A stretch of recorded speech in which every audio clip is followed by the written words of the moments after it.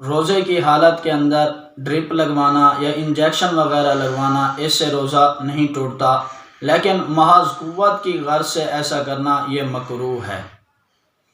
اور جو حکم عام انجیکشن یا عام ڈرپ کا ہے، وہی حکم کرونا ویکسین کے انجیکشن لگوانے کا ہے، یعنی اس سے روزہ نہیں ٹوٹتا، اس لیے کہ ڈرپ کے ذریعے یا انجیکشن کے ذریعے جو دوا پہنچائی جاتی ہے بدن کے اندر، وہ بدن کے اصلی راستوں سے نہیں پہنچائی جاتی، بلکہ وہ رگوں یا مسامات کے ذریعے پہنچائی جاتی ہے۔ اور روزے کے ٹوٹنے کے لیے ضروری ہے کہ کوئی غذا یا دوا وہ بدن کے اصلی راستوں یعنی ناک، منہ وغیرہ کے ذریعے پہنچائی جائے تو تب ٹوٹتا ہے، وگرنہ نہیں ٹوٹتا۔ اور انجیکشن کے اندر اسی طرح کرونا ویکسین کے انجیکشن کے اندر یہ چیز نہیں پائی جاتی، کیونکہ ان کے اندر جو دوائی پہنچائی جاتی ہے وہ بدن کے اصلی راستوں نہیں، بلکہ